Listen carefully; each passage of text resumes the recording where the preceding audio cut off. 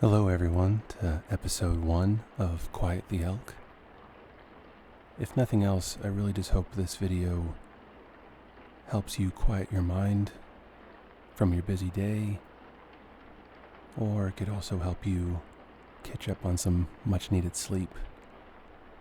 In this first episode, I'm going to be reading excerpts from the Dungeons & Dragons Player's Handbook. Something very exciting, I hope. So, just sit back, relax, focus on the sound of my voice, and we'll begin.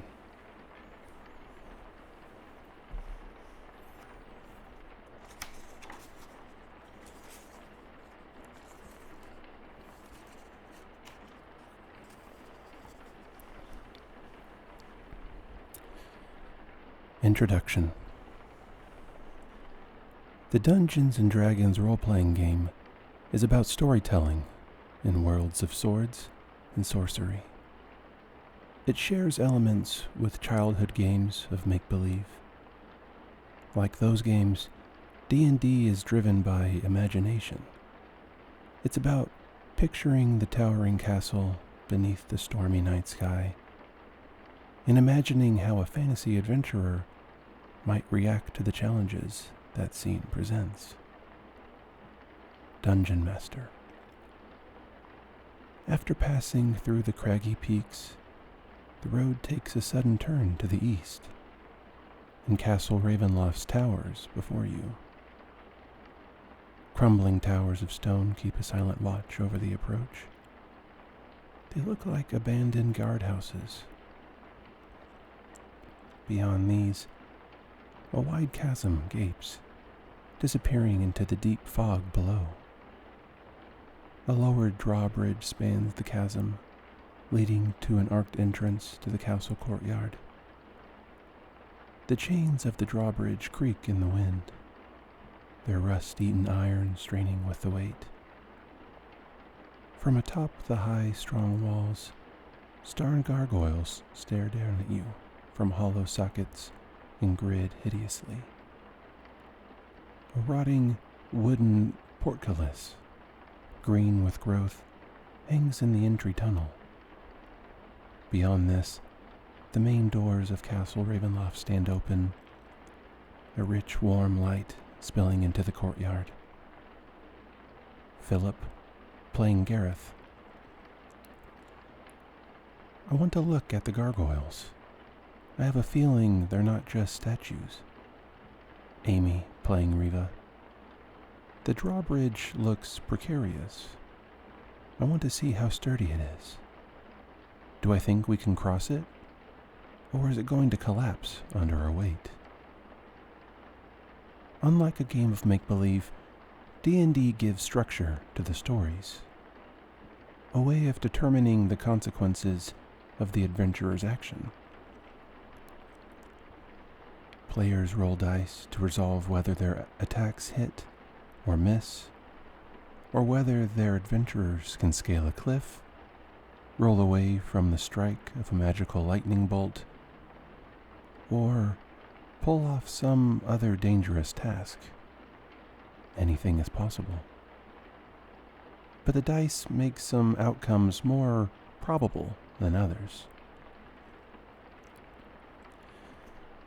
In the Dungeons & Dragons game, each player creates an adventurer, also called a character, and teams up with other adventurers played by friends. Working together, the group might explore a dark dungeon, a ruined city, a haunted castle, a lost temple deep in a jungle, or a lava-filled cavern beneath a mysterious mountain. The adventurers can solve puzzles, talk with other characters, battle fantastic monsters, and discover fabulous magical items and other treasure. One player, however, takes on the role of the Dungeon Master, the game's lead storyteller and referee. The DM creates adventures for the characters who navigate its hazards and decide which paths to explore. The DM might describe the entrance to Castle Ravenloft, and the players decide what they want their adventurers to do. Will they walk across the dangerously weathered drawbridge? Tie themselves together with rope to minimize the chance that someone will fall if the drawbridge gives way? Or cast a spell to carry them over the chasm? Then the DM determines the results of the adventurer's actions and narrates what they experience. Because the DM can improvise to react to anything the players attempt, D&D is infinitely flexible, and each adventure can be exciting and unexpected. The game has no real end. When one story or quest wraps up, another one can begin, creating an ongoing story called a campaign. Many people who play the game keep their campaigns going for months or years, meeting with their friends every week or so to pick up the story where they left off. The adventurers grow in might as the campaign continues. Each monster defeated, each adventure completed, and each treasure recovered not only adds to the continuing story, but also earns the adventurers new capabilities. This increase in power is reflected by an adventurer's level. There's no winning and losing in the Dungeons and Dragons game. At least, not the way those terms are usually understood. Together, the DM and the players create an exciting story of bold adventurers who confront deadly perils. Sometimes an adventurer might come to a grisly end, torn apart by ferocious monsters, or done in by a nefarious villain. Even so, the other adventurers can search for powerful magic to revive their fallen comrade. Or the player might choose to create a new character to carry on. The group might fail to complete an adventure successfully, but if everyone had a good time and created a memorable story, they all win.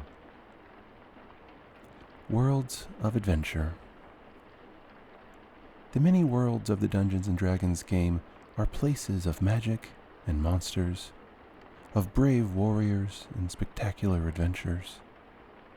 They begin with a foundation of medieval fantasy and then add to the creatures, places, and magic that make these worlds unique. The worlds of the Dungeons and Dragons game exist within a vast cosmos called the Multiverse, connected in strange and mysterious ways to one another and to other planes of existence, such as the elemental plane of fire and the infinite depths of the abyss. Within this multiverse are an endless variety of worlds. Many of them have been published as official settings for the D&D game. The Legends of the Forgotten Realms, Dragonlance, Greyhawk, Dark Sun, Mystara, and Eberron settings are woven together in the fabric of the multiverse. Alongside these worlds are hundreds of thousands more, created by generations of D&D players for their own games. And amid all the richness of the multiverse, you might create a world of your own. All these worlds share characteristics, but each world is set apart by its own history and cultures, distinctive monsters and races, fantastic geography, ancient dungeons, and scheming villains. Some races have unusual traits in different worlds. The halflings of the Dark Sun setting, for example, are jungle-dwelling cannibals, and the elves are desert nomads. Some worlds feature races unknown in other settings, such as Eberron's war-forged soldiers created and imbued with life to fight in the last war. Some worlds are dominated by one great story, like the War of the Lance, that plays a central role in the Dragonlance setting. But they're all D&D worlds, and you can use the rules in this book to create a character and play in any one of them. Your DM might set the campaign on one of these worlds, or on one that he or she created. Because there is so much diversity among the worlds of D&D, you should check with your DM about any house rules that will affect your play of the game. Ultimately, the Dungeon Master is the authority on the campaign, and its setting, even if the setting is a published world. Using this book. The Player's Handbook is divided into 3 parts. Part 1 is about creating a character, providing the rules of guidance you need to make the character you'll play in the game. It includes information on the various races, classes, backgrounds, equipment, and other customization options that you can choose from. Many of the rules in Part 1 rely on material in Parts 2 and 3. If you come across a game concept in Part 1 that you don't understand, consult the book's index. Part 2 details the rules of how to play the game, beyond the basics described in this introduction. The part covers the kinds of die rolls you make to determine success or failure at the tasks your character attempts, and describes the 3 broad categories of activity in the game: exploration, interaction, and combat. Part 3 is all about magic. It covers the nature of magic in the worlds of D&D, the rules for spellcasting, and the huge variety of spells available to the magic-using characters and monsters in the game. How to play. The play of the Dungeons & Dragons game unfolds according to the basic pattern. 1. The DM describes the environment. The DM tells the players where their adventurers are and what's around them, presenting the basic scope of options that present themselves: how many doors lead out of a room, what's on a table, who's in the tavern, and so on. 2. The players describe what they want to do. Sometimes one player speaks for the whole party, saying, "We'll take the east door," for example. Other times, different adventurers do different things. One adventurer might search a treasure chest, while a second examines an esoteric symbol engraved on a wall, and a third keeps watch for monsters. The players don't need to take turns, but the DM listens to every player and decides how to resolve those actions. Sometimes, resolving a task is easy. If an adventurer wants to walk across a room and open a door, the DM might just say that the door opens and describe what lies beyond. But the door might be locked, the floor might hide a deadly trap, or some other circumstance might make it challenging for an adventurer to complete a task. In those cases, the DM decides what happens, often relying on the roll of a die to determine the results of an action. 3. The DM narrates the results of the adventurer's actions.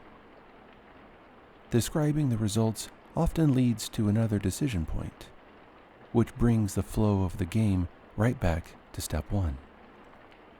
This pattern holds whether the adventurers are cautiously exploring a ruin, talking to a devious prince, or locked in mortal combat against a mighty dragon.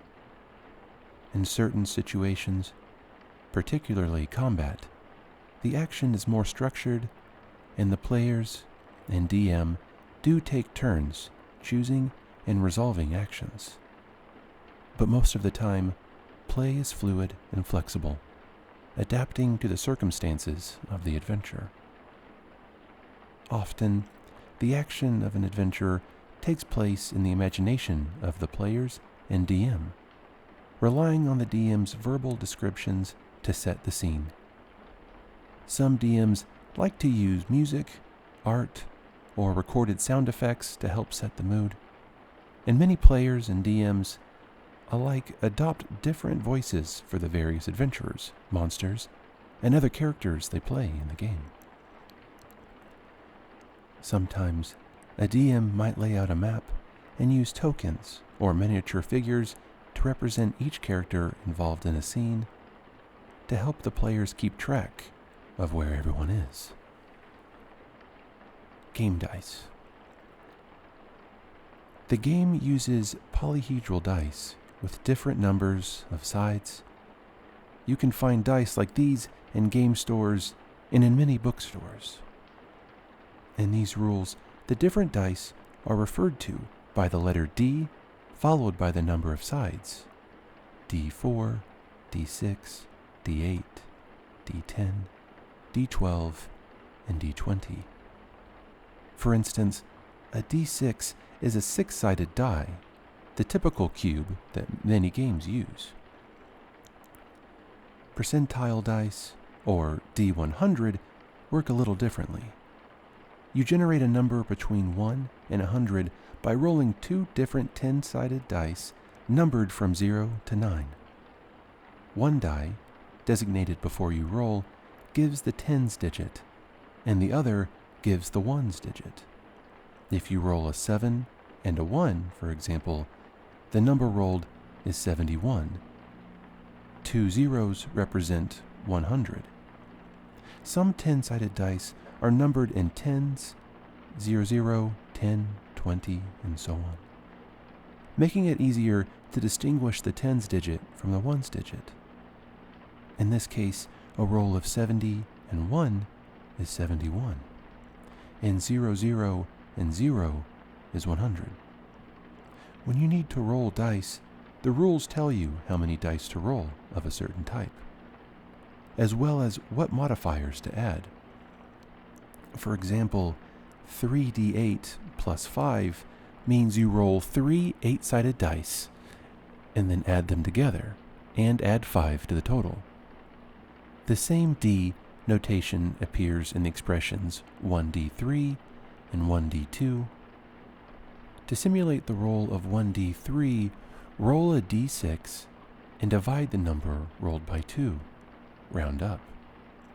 To simulate the roll of 1d2, roll any die and assign a 1 or 2 to the roll, depending on whether it was odd or even. Alternatively, if the number rolled is more than half the number of sides on the die, it's a 2. The D20. Does an adventurer's sword swing hurt a dragon or just bounce off its iron-hard scales? Will the ogre believe in outrageous bluff? Can a character swim across a raging river? Can a character avoid the main blast of a fireball? Or does he or she take full damage from the blaze? In cases where the outcome of an action is uncertain, the Dungeons & Dragons game relies on rolls of a 20-sided die, a D20, to determine success or failure. Every character and monster in the game has capabilities defined by 6 ability scores. The abilities are Strength, Dexterity, Constitution, Intelligence, Wisdom, and Charisma, and they typically range from 3 to 18 for most adventurers. Monsters might have scores as low as 1 or as high as 30. These ability scores and ability modifiers derived from them are the basis for almost every D20 roll that a player makes on a character's or monster's behalf. Ability checks, attack rolls, and saving throws are the 3 main kinds of D20 rolls, forming the core of the rules of the game. All three follow these simple steps. 1. Roll the die and add a modifier. Roll a d20 and add the relevant modifier. This is typically the modifier derived from one of the 6 ability scores, and it sometimes includes a proficiency bonus to reflect a character's particular skill. See Chapter 1 for details on each ability and how to determine an ability's modifier. 2. Apply circumstantial bonuses and penalties. A class feature, a spell, a particular circumstance, or some other effect might give a bonus or penalty to the check. Compare the total to a target number. If the total equals or exceeds the target number, the ability check, attack roll, or saving throw is a success. Otherwise, it's a failure. The DM is usually the one who determines target numbers and tells players whether their ability checks, attack rolls, and saving throws succeed or fail. The target number for an ability check or a saving throw is called a difficulty class.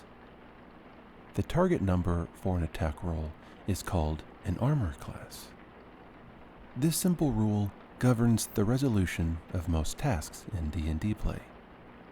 Chapter 7, Using Ability Scores, provides more detailed rules for using the D20 in the game.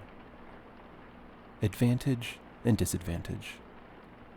Sometimes an ability check, attack roll, or saving throw is modified by special situations called advantage and disadvantage.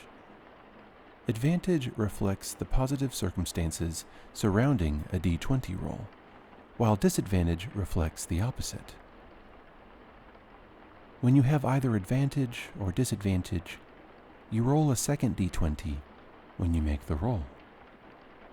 Use the higher of the 2 rolls if you have advantage, and use the lower if you have disadvantage. For example, if you have disadvantage and roll a 17 and a 5, you use the 5. If you instead have advantage and roll those numbers, you use the 17. More detailed rules for advantage and disadvantage are presented in Chapter 7. Specific Beats General. This book contains rules, especially in Parts 2 and 3, that govern how the game plays. That said, many racial traits, class features, spells, magic items, monster abilities, and other game elements break the general rules in some way, creating an exception to how the rest of the game works. Remember this: if a specific rule contradicts a general rule, the specific rule wins. Exceptions to the rules are often minor. For instance, many adventurers don't have proficiency with longbows, but every wood elf does because of a racial trait. That trait creates a minor exception in the game. Other examples of rule breaking are more conspicuous. For instance, an adventurer can't normally pass through walls, but some spells make that possible. Magic accounts for most of the major exceptions to the rules. Round down. There's one more general rule you need to know at the outset. Whenever you divide a number in the game, round down if you end up with a fraction, even if the fraction is 1/2 or greater. Adventures. The Dungeon & Dragon game consists of a group of characters embarking on an adventure that the Dungeon Master presents to them. Each character brings particular capabilities to the adventure in the form of ability scores and skills, class features, racial traits, equipment, and magic items. Every character is different, with various strengths and weaknesses. So the best party of adventurers is one in which the characters complement each other and cover the weaknesses of their companions. The adventurers must cooperate to successfully complete the adventure. The adventure is the heart of the game. A story with a beginning, a middle, and an end. An adventure might be created by the dungeon master or purchased off the shelf, tweaked and modified to suit the DM's needs and desires. In either case, an adventure features a fantastic setting, whether it's an underground dungeon, a crumbling castle, a stretch of wilderness, or a bustling city. It features a rich cast of characters, the adventurers created and played by the other players at the table, as well as non-player characters, also known as NPCs. Those characters might be patrons, allies, enemies, hirelings, or just background extras in an adventure. Often, one of the NPCs is a villain whose agenda drives much of the adventure's action. Over the course of their adventures, the characters are confronted by a variety of creatures, objects, and situations that they must deal with in some way. Sometimes, the adventurers and other creatures do their best to kill or capture each other in combat. At other times, the adventurers talk to another creature, or even a magical object, with a goal in mind. And often, the adventurers spend time trying to solve a puzzle, bypass an obstacle, find something hidden, or unravel the current situation. Meanwhile, the adventurers explore the world, making decisions about which way to travel and what they'll try to do next. Adventures vary in length and complexity. A short adventure might present only a few challenges, and it might take no more than a single game session to complete. A long adventure can involve hundreds of combats, interactions, and other challenges, and take dozens of sessions to play through, stretching over weeks or months of real time. Usually, the end of an adventure is marked by the adventurers heading back to civilization to rest and enjoy the spoils of their labors.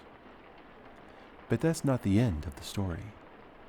You can think of an adventure as a single episode of a TV series, made up of multiple exciting scenes.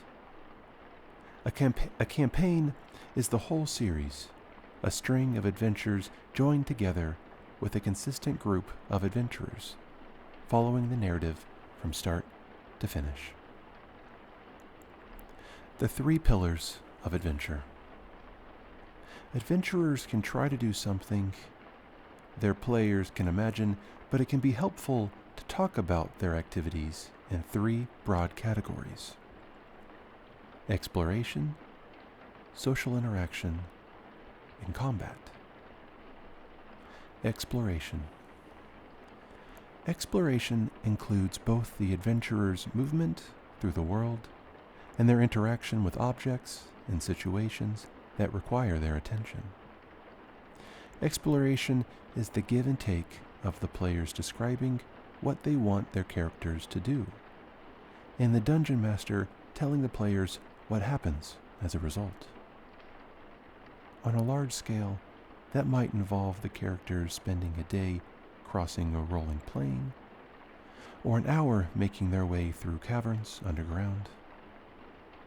On the smallest scale, it could mean one character pulling a lever in a dungeon room to see what happens. Social interaction. Social interaction features the adventurers talking to someone or something else.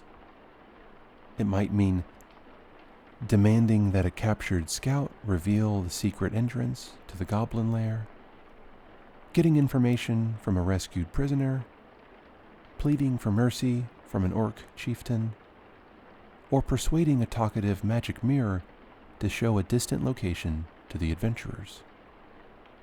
The rules in Part 2, especially Chapters 7 and 8, support exploration and social interaction, as do many class features and personality traits in Part 1. Combat.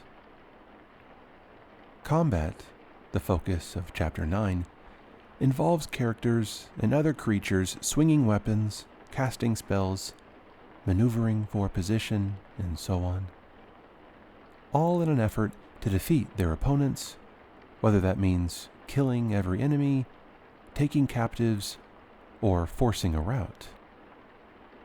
Combat is the most structured element of a D&D session, with creatures taking turns to make sure that everyone gets a chance to act.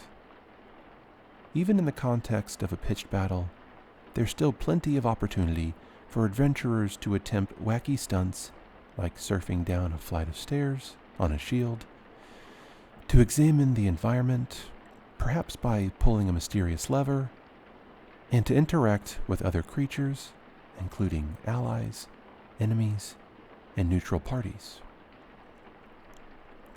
The wonders of magic. Few D&D adventures end without something magical happening. Whether helpful or harmful, magic appears frequently in the life of an adventurer, and it is the focus of Part 3. In the worlds of Dungeons and Dragons, practitioners of magic are rare, set apart from the masses of people by their extraordinary talent.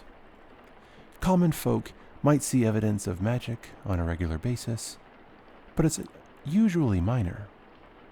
A fantastic monster, a visibly answered prayer, a wizard walking through the streets with an animated shield guardian as a bodyguard. For adventurers, though, magic is key to their survival. Without the healing magic of clerics and paladins, adventurers would quickly succumb to their wounds. Without the uplifting magical support of bards and clerics, warriors might be overwhelmed by powerful foes. Without the sheer magical power and versatility of wizards and druids, every threat would be magnified tenfold. Magic is also a favored tool of villains. Many adventurers are driven by the machinations of spellcasters, who are hell-bent on using magic for some ill end. A cult leader seeks to awaken a god who slumbers beneath the sea. A hag kidnaps youths to magically drain them of their vigor. A mad wizard labors to invest an army of automatons with a facsimile of life. A dragon begins a mystical ritual to rise up as a god of destruction. These are just a few of the magical threats that adventurers might face. With magic of their own, in the form of spells and magic items, the adventurers might prevail.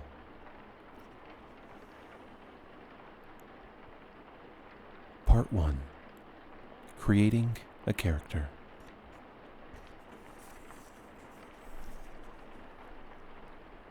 Chapter 1. Step-by-step characters.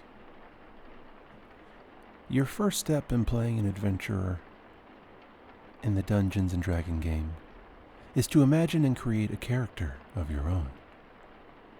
Your character is a combination of game statistics, role-playing books, and your imagination. You choose a race, such as human or halfling, and a class, such as fighter or wizard. You also invent the personality, appearance, and backstory of your character. Once completed, your character serves as your representative in the game, your avatar in the Dungeons and Dragons world. Before you dive into step 1 below, think about the kind of adventurer you want to play. You might be a courageous fighter, a skulking rogue, a fervent cleric, or a flamboyant wizard.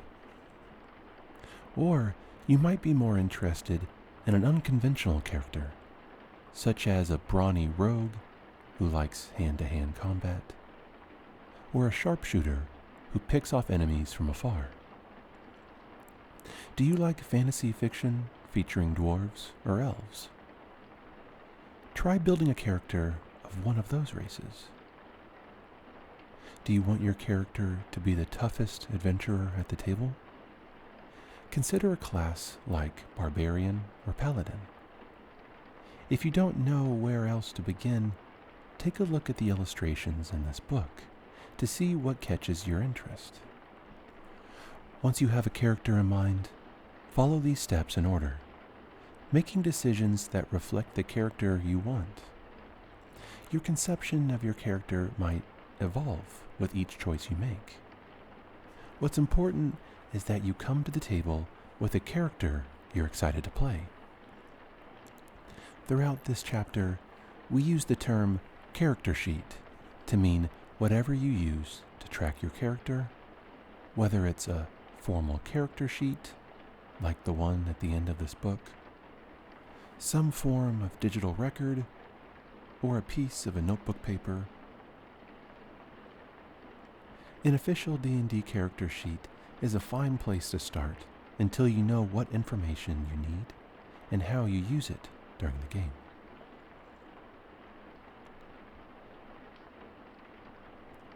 Building Bruenor. Each step of character creation includes an example of that step, with a player named Bob building his dwarf character, Bruenor. 1. Choose a race. Every character belongs to a race, one of the many intelligent humanoid species in the D&D world. The most common player characters' races are dwarves, elves, halflings, and humans. Some races also have sub-races, such as mountain dwarf or wood elf. Chapter 2 provides more information about these races, as well as the less widespread races of dragonborn, gnomes, half-elves, half-orcs, and tieflings. The race you choose contributes to your character's identity in an important way, by establishing a general appearance and the natural talents gained from culture and ancestry. Your character's race grants particular racial traits, such as special senses, proficiency with certain weapons or tools, proficiency in one or more skills, or the ability to use minor spells. These traits sometimes dovetail with the capabilities of certain classes. See Step 2. For example, the racial traits of Lightfoot halflings make them exceptional rogues, and half-elves tend to be powerful wizards. Sometimes playing against type can be fun too. Half-orc paladins and mountain dwarf wizards, for example, can be unusual but memorable characters. Your race also increases one or more of your ability scores, which you determine in Step 3. Note these increases and remember to apply them later. Record the traits granted by your race on your character sheet. Be sure to note your starting languages and your base speed as well. Building Bruenor. Step 1. Bob is sitting down to create his character. He decides that a gruff mountain dwarf fits the character he wants to play. He notes all the racial traits of dwarves on his character sheet, including his speed of 25 feet and the languages he knows, Common and Dwarvish. Choose a class. Every adventurer is a member of a class. Class broadly describes a character's vocation, what special talents he or she possesses, and the tactics he or she is most likely to employ when exploring a dungeon, fighting monsters, or engaging in a tense negotiation. The character classes are described in Chapter 3, Classes. Your character receives a number of benefits from your choice of class. Many of these benefits are class features, capabilities, including spellcasting, that set your character apart from members of other classes. You also gain a number of proficiencies: armor, weapons, skills, saving throws, and sometimes tools. Your proficiencies define many of the things your character can do particularly well, from using certain weapons to telling a convincing lie. On your character sheet, record all the features that your class gives you as a first level. Level. Typically, a character starts at first level and advances in level by adventuring and gaining experience points. XP. A first level character is inexperienced in the adventuring world, although he or she might have been a soldier or a pirate and done dangerous things before. Starting off at first level marks your character's entry into the adventuring life. If you're already familiar with the game, or if you're joining an existing D&D campaign, your D&D might decide to have your character begin at a higher level, on the assumption that your character has already survived a few harrowing adventures.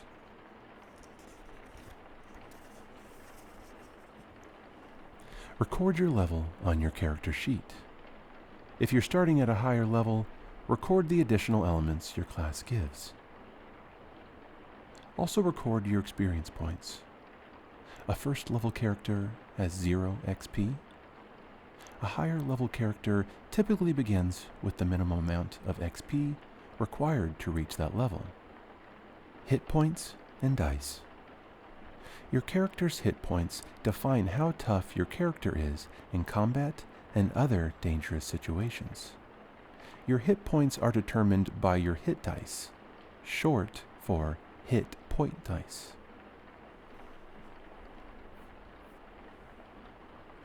Ability score summary.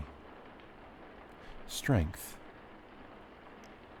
Measures natural athleticism, bodily power, important for barbarian, fighter, paladin.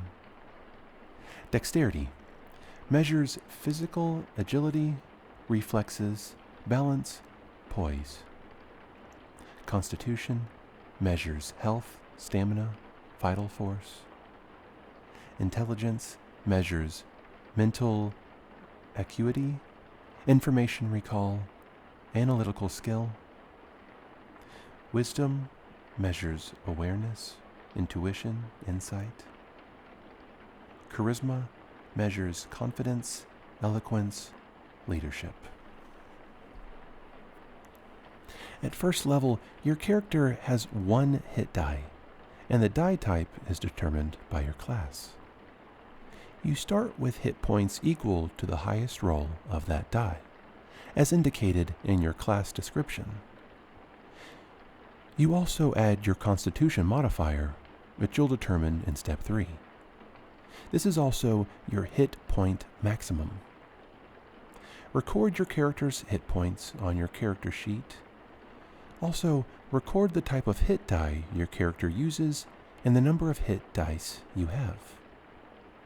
After you rest, you can spend hit dice to regain hit points. See Resting in Chapter 8.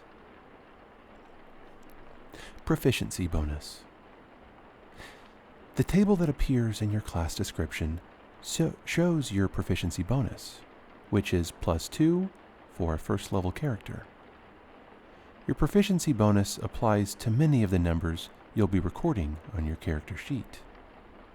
Attack rolls using weapons you're proficient with, attack rolls with spells you cast, ability checks using skills you're proficient in, ability checks using tools you're proficient with, saving throws you're proficient in, saving throws, DCs for spells you cast, explained in each spellcasting class.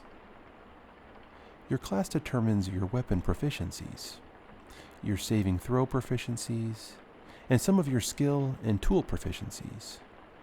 Skills are described in Chapter 7. and tools in Chapter 5.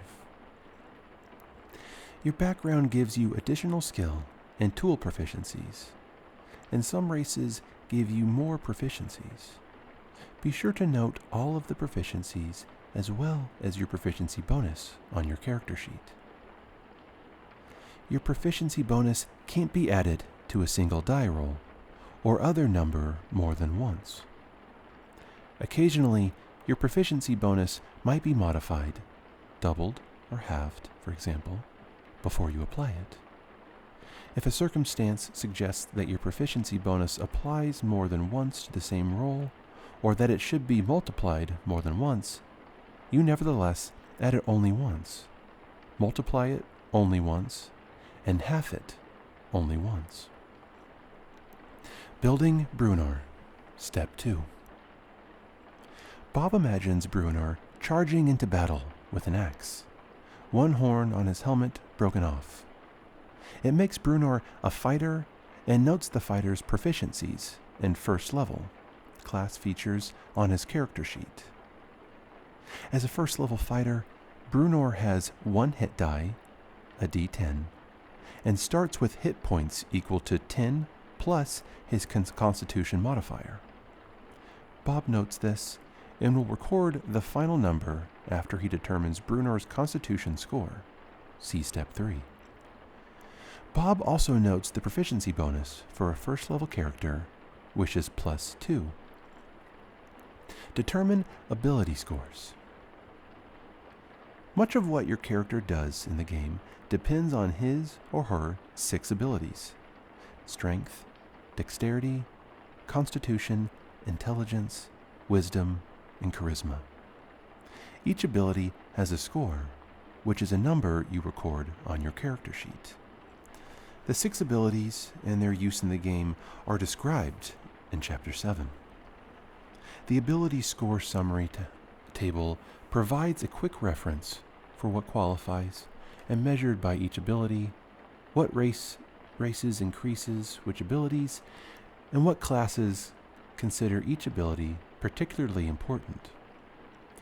You generate your character's 6 ability scores randomly.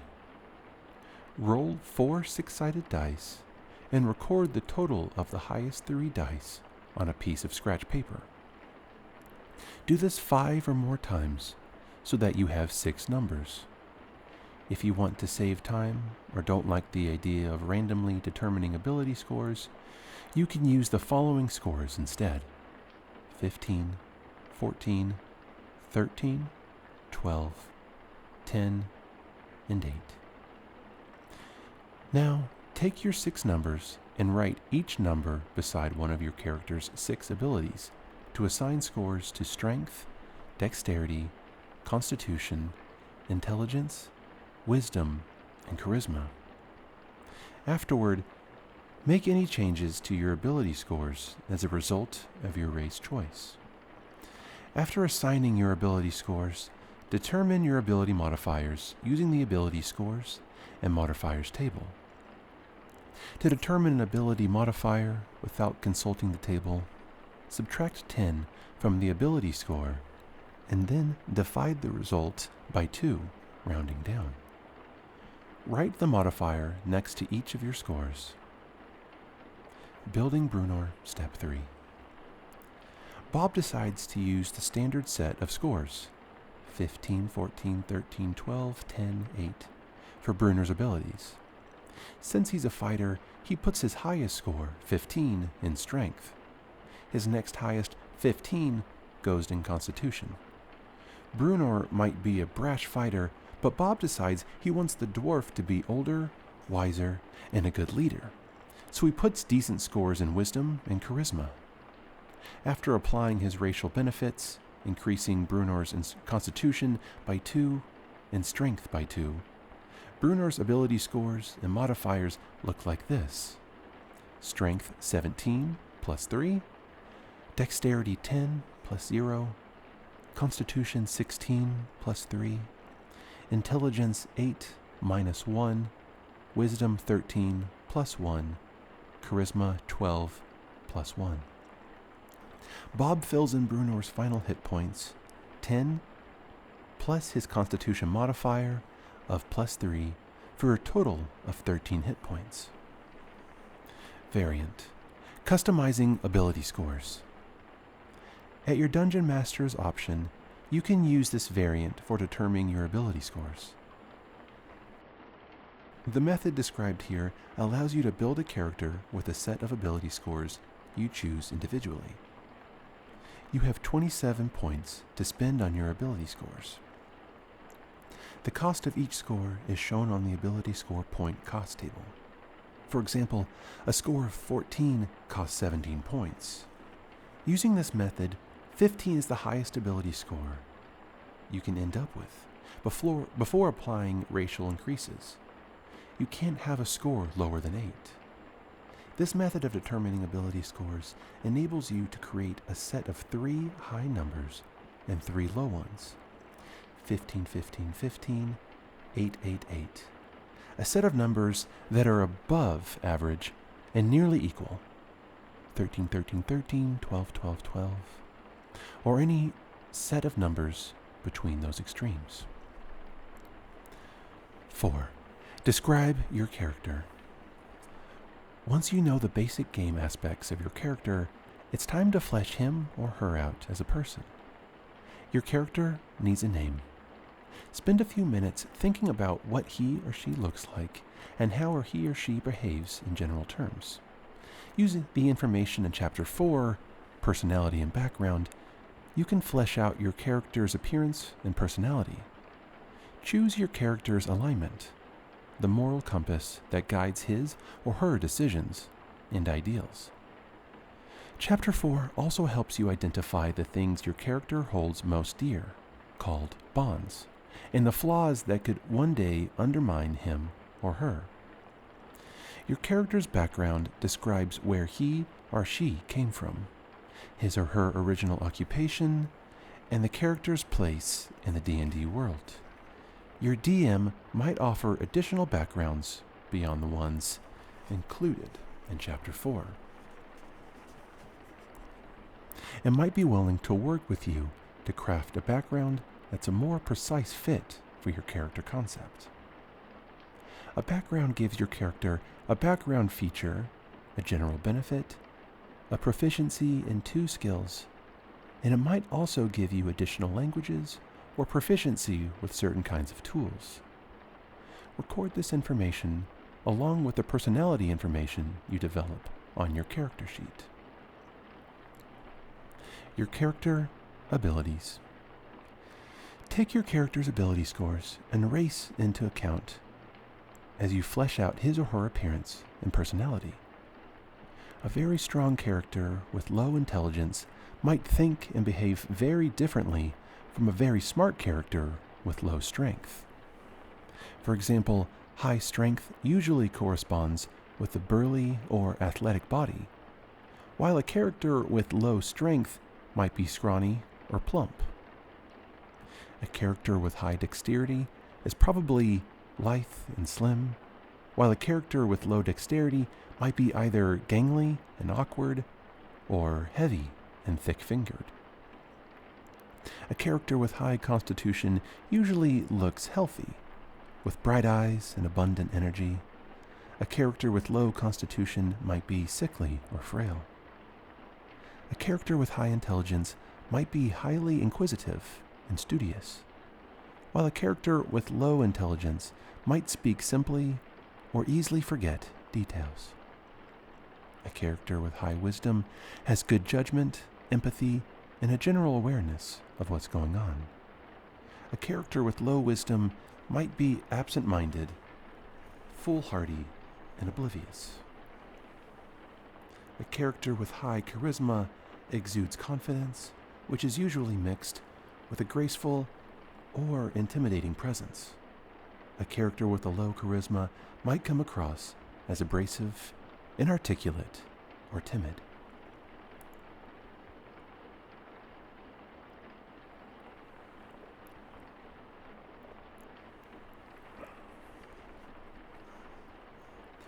Building Brunor, Step 4. Bob fills in some of Brunor's basic details: his name, his sex, male, his weight and height, his alignment, lawful good. His high strength and constitution suggest a healthy, athletic body, and his low intelligence suggests a degree of forgetfulness. Bob decides that Brunor comes from a noble line, but his clan was expelled from its homeland when Brunor was very young. He grew up working as a smith in the remote villages of Icewind Dale. But Brunor has a heroic destiny to reclaim his homeland. So Bob chooses the folk hero background for his dwarf. He notes the proficiencies and special features this background gives him. Bob has a pretty clear picture of Brunor's personality in mind, so he skips the personality traits suggested in the folk hero background, noting instead that Brunor is a caring, sensitive dwarf who genuinely loves his friends and allies, but he hides the soft heart behind a gruff, snarling demeanor. He chooses the ideal of fairness from the list in his background, noting that Brunor believes that no one is above the law. Given his history, Brunor's bond is obvious. He aspires to someday reclaim Mithril Hall, his homeland, from the shadow dragon that drove the dwarves out. His flaw is tied to his caring, sensitive nature. He has a soft spot for orphans and wayward souls, leading him to show mercy even when it might not be warranted. 5. Choose equipment. Your class and background determine your character's starting equipment, including weapons, armor, and other adventuring gear. Record this equipment on your character sheet. All such items are detailed in Chapter 5, Equipment. Instead of taking the gear given to you by your class and background, you can purchase your starting equipment. You have a number of gold pieces to spend based on your class, as shown in Chapter 5. Extensive lists of equipment with prices also appear in that chapter. If you wish, you can also have one trinket at no cost. See the trinkets table at the end of Chapter 5.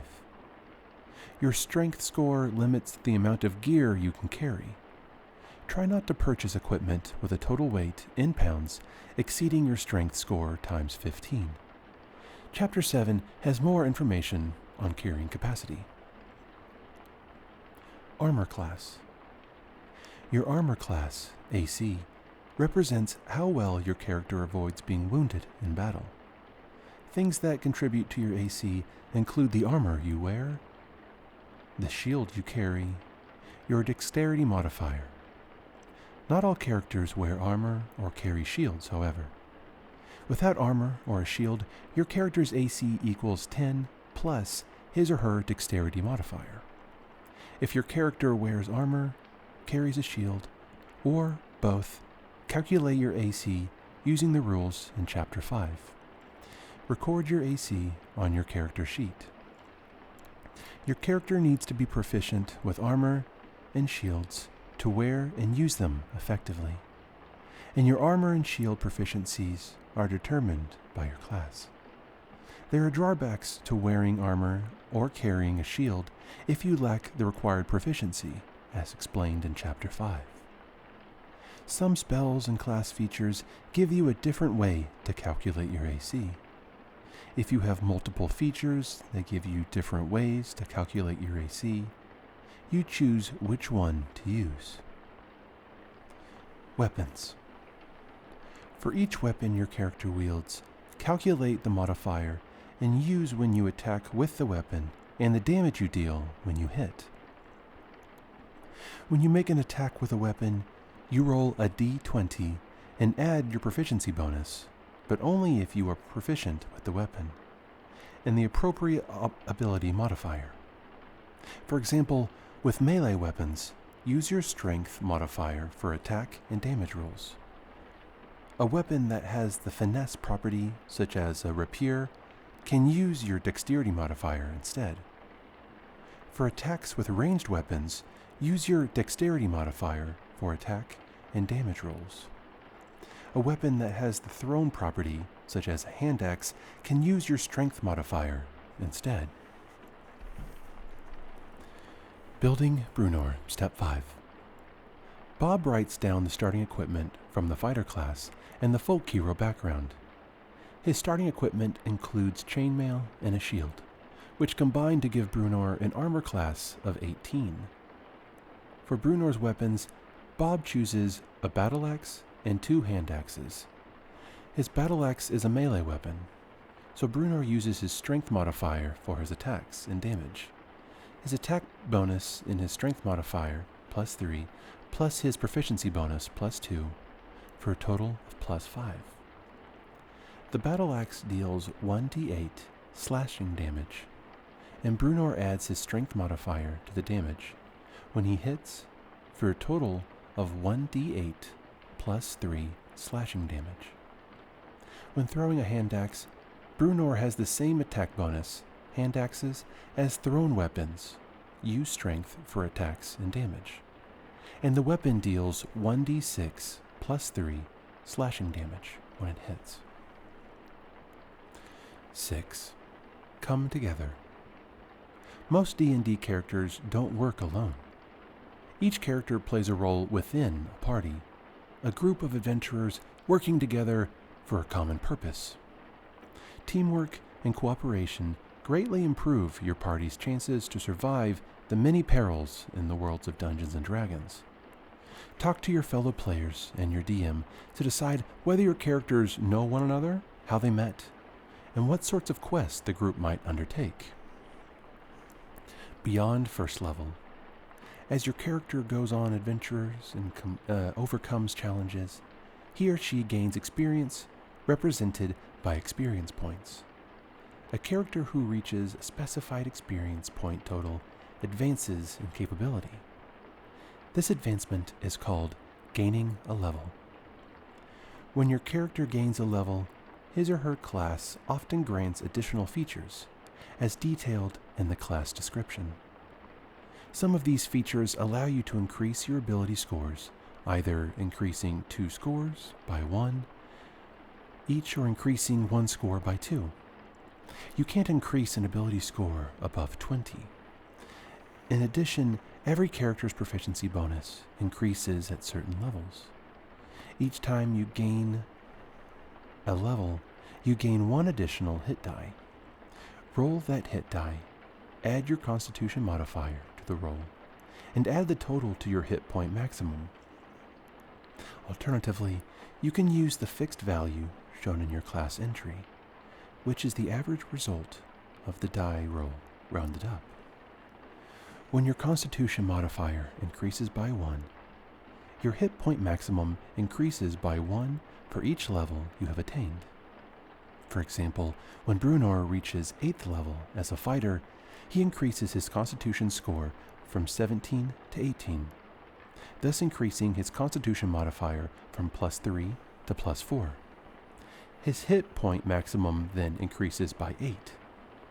The character advancement table summarizes the XP you need to advance in levels from level 1 through level 20, and the proficiency bonus for a character of that level.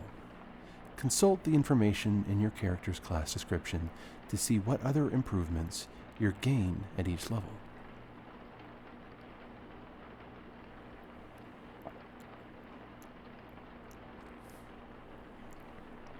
Tiers of play. The shading in the character advancement table show the 4 tiers of play. The tiers don't have any rules associated with them. They are a general description of how the play experience changes as character gain levels. In the first tier, levels 1 through 4, characters are effectively apprentice adventurers. They are learning the features that define them as members of particular classes, including the major choices that flavor their class features as they advance, such as a wizard's arcane tradition or a fighter's martial archetype. The threats they face are relatively minor, usually posing a danger to local farmsteads or villages. In the second tier, levels 5 through 10, characters come into their own.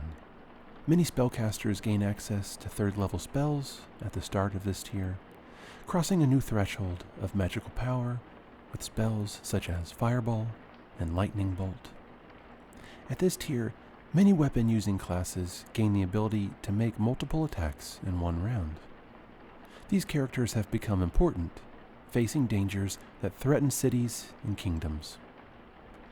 In the 3rd tier, levels 11 through 16, characters have reached a level of power that sets them high above the ordinary populace and makes them special even among adventurers. At 11th level, many spellcasters gain access to 6th level spells, some of which create effects previously impossible for player characters to achieve. Other characters gain features that allow them to make more attacks or do more impressive things with those attacks. These mighty adventurers often confront threats to those whose regions and continents. At the 4th tier, levels 17 to 20, characters achieve the pinnacle of their class features, becoming heroic or villainous, archetypes in their own right. The fate of the world, or even the fundamental order of the multiverse, might hang in the balance during their adventures.